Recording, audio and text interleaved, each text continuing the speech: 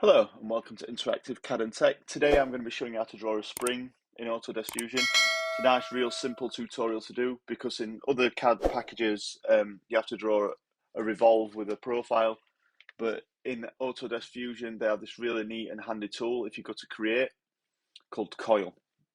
So to use the Coil tool, very simple. So you select your plane. So the plane is basically the base of the coil.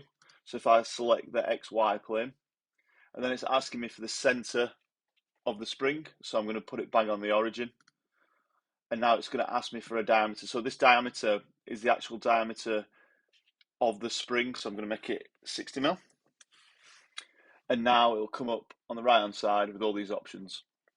These options can also be edited by clicking these handles. As you can see, it's changing on the right hand side here as well, like the height's changing as I change it. But just to go through all your little parameters, you've got your diameter, which is what I've just put in, so that's the circle.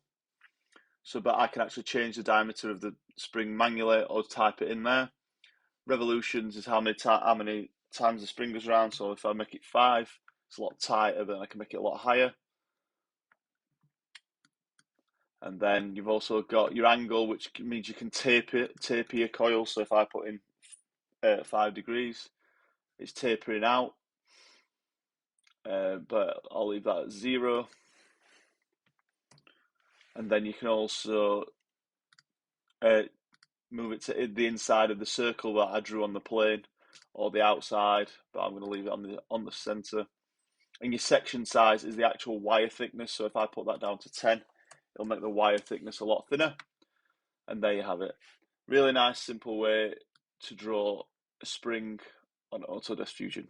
I hope you found this little tutorial helpful. If you have, please do subscribe to my channel. And thanks for watching.